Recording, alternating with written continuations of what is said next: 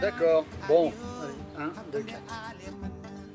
Bien, nous voilà arrivés à Soria.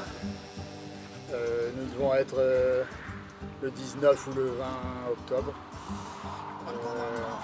Plus de 800 km parcourus, il en reste un peu moins de 300. Objectif en voie d'être atteint, au prix finalement de beaucoup de bon temps, d'un peu de difficulté, dû à la marche évidemment. Les pieds ne sont pas forcément habitués, mais enfin, on est là, ce qui est le principal. Nous avons eu la chance de bénéficier d'un temps extrêmement clément, donc très peu de pluie, fort heureusement. Et puis ça a permis donc aux deux garçons, Glody et Prince, de découvrir à la fois un autre monde, de découvrir des journées d'efforts parfois intenses, comme les étapes les plus longues de 40, 41, 42 km 500. Les escalades les derniers jours, c'était pas l'Everest, mais enfin même à 2000 mètres ou presque, sur des pentes assez arides, c'était assez difficile, mais d'autant plus intéressant. Alors, que va-t-il en rester? Bon, il nous reste d'abord 2 semaines, un peu moins de 2 semaines, une dizaine de jours pour arriver au but. Je pense qu'on va le faire, j'en suis même certain. Qu'est-ce qu'il en restera après?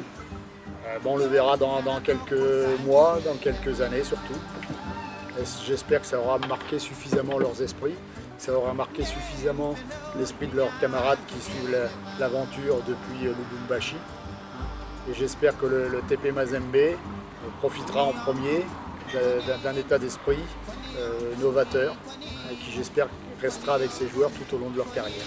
Et TP Mazembe, puis la République démocratique du Congo, et les joueurs eux-mêmes après tout au long de leur carrière, donc eux et leurs familles récolteront les fruits de ce travail et de cet effort intense, et c'est tout ce que je leur souhaite.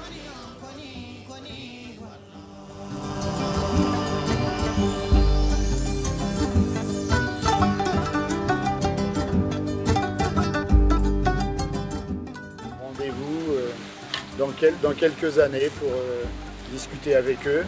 Eux au moins resteront toujours les joueurs qui, à 15 et 16 ans, seront partis d'Angers et seront arrivés au Real Madrid à pied, 1200 km.